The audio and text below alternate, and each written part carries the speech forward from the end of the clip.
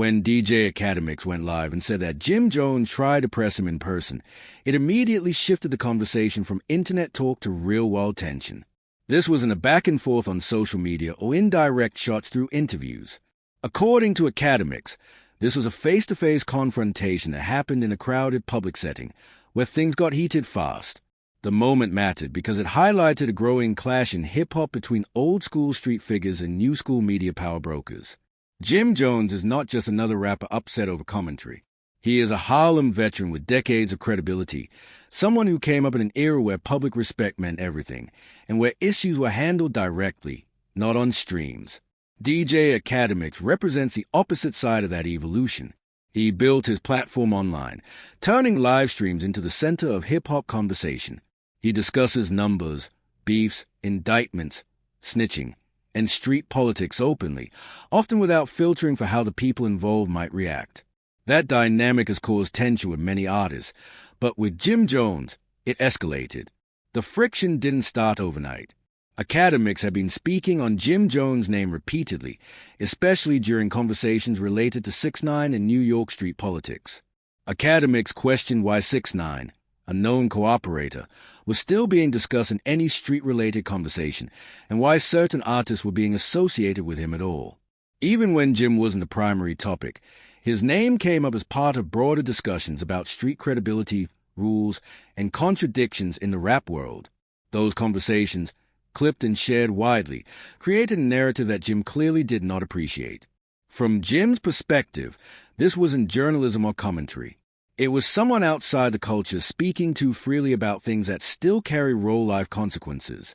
Jim Jones has consistently pushed back against what he sees as bloggers and streamers profiting off street situations without understanding the weight behind them. While he didn't publicly address Akademiks in long-form interviews before the incident, the animosity was already visible to fans. It was a type of tension everyone assumed would eventually surface. That moment came at a public event where both men happened to be present backstage. According to Akademiks' own account, Jim Jones approached him with serious energy. No jokes, no smiles. The message was direct.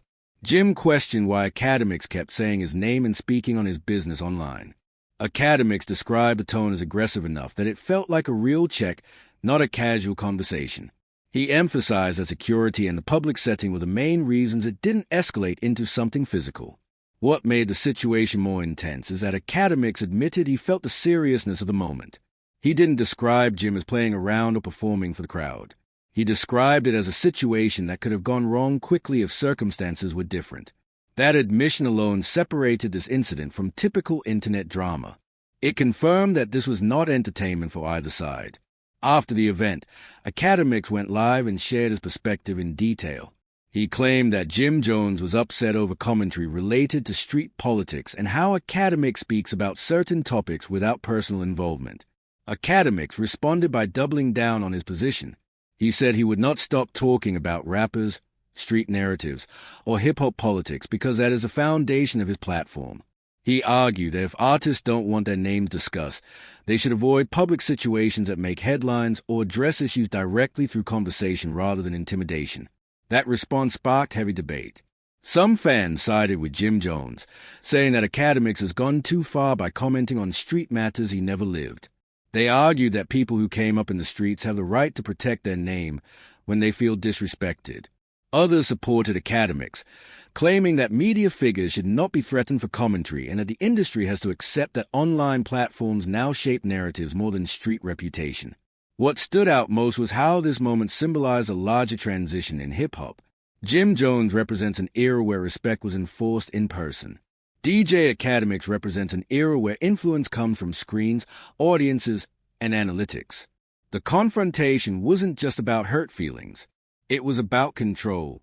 Control over narratives, over legacy, and over who gets to speak on what. Akademiks made it clear that he views himself as untouchable in a different way. Not through physical presence, but through platform reach. He openly stated that confrontations like this wouldn't silence him because his audience expects unfiltered commentary. Jim Jones, on the other hand, has consistently demonstrated that he believes there should still be boundaries, even in the internet age. To him, some lines shouldn't be crossed, and calling someone out in person is still valid if those lines are crossed. By going public with the story, Akademiks ensured the incident became part of the larger cultural debate. It forced people to choose sides, not just between Jim and AK, but between street code and media freedom. And once that conversation started, it became clear this wasn't going to blow over quietly. The tension had exposed a crack in how hip-hop now functions, one that many artists and media figures are still struggling to understand.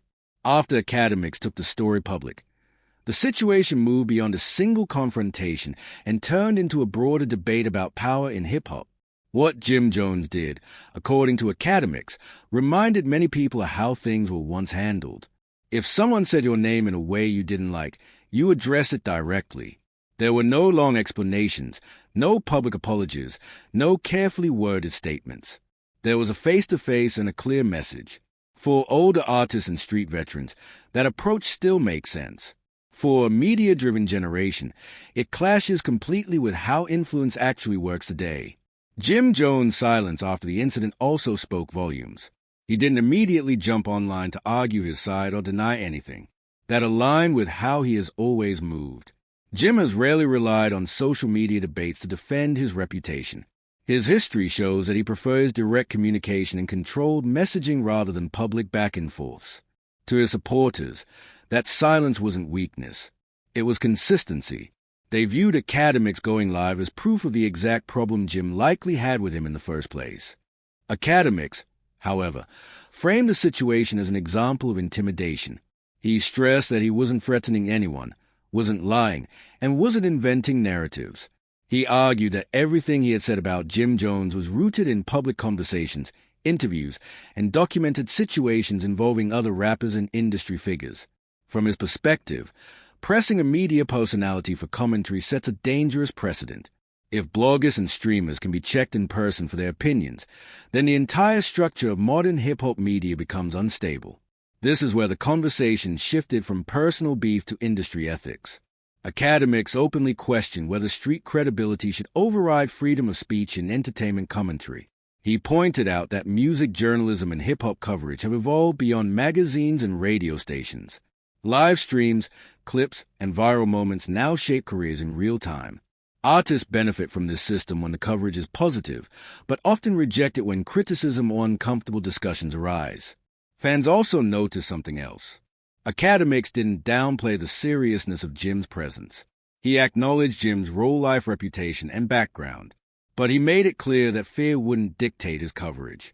That stance reinforces his image as someone who believes the internet has changed power structures permanently. To Akademiks, influence now comes from access to audiences, not proximity to the streets. Whether people like that reality or not, it isn't going away. On the other side, supporters of Jim Jones argue that Akademiks ignores the real-world impact of his words. They pointed out that street narratives aren't abstract topics for entertainment.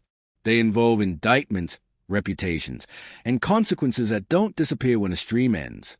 Jim, in their view, wasn't trying to silence journalism. He was drawing a line between commentary and disrespect.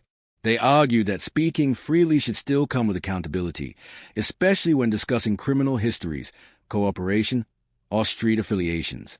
The situation also exposed a cultural divide within hip-hop's audience. Older fans tended to understand Jim Jones' mindset more easily. Younger fans leaned toward Akademiks. That generational split mirrors how hip-hop itself is changing. What once operated on codes and in-person hierarchy now functions on views, engagement, and algorithms. Neither side is entirely wrong, but the clash between them is unavoidable. Since the incident, Akademiks has continued covering hip-hop without pulling back. He didn't change his tone or his topics. That decision alone sends a message that he doesn't believe confrontations will stop media evolution. Jim Jones, meanwhile, has continued with his music and business without acknowledging Akademiks directly. That lack of response keeps speculation alive. Some believe Jim feels a message was delivered and doesn't need repeating. Others believe addressing it publicly would only elevate Akademiks further. What's clear is that this wasn't random. It was a result of years of frustration building between artists who feel misrepresented and media figures who believe transparency has no exceptions. The incident forced the industry to ask uncomfortable questions. Who controls narratives now? Who gets to speak on culture? And where does street respect fit in a world dominated by cameras and commentary? This moment will likely be remembered as a turning point rather than an isolated incident, not because of who was involved, but because it symbolizes a shift that keeps repeating. Rappers no longer control their stories alone. Media personalities aren't just observers anymore. They are participants with influence comparable to artists themselves. When those two forces collide, tension is inevitable. Whether Jim Jones was right or wrong in pressing Akademiks will continue to be debated, but the incident made one thing undeniable. The rules that once governed hip-hop no longer apply the same way they used to. The power dynamics have changed. Respect is no longer enforced in one place. Influence is no longer centralized. And confrontations like this are signs of an industry still adjusting to a new reality. At its core, Jim Jones presses DJ Akademiks isn't just a headline. It's a reminder that hip-hop is in the middle of an identity shift. Old codes aren't dead, but they are being challenged. New platforms aren't culture, but they shape it. And as long as both worlds exist side by side, situations like this will keep happening, louder and more public each time.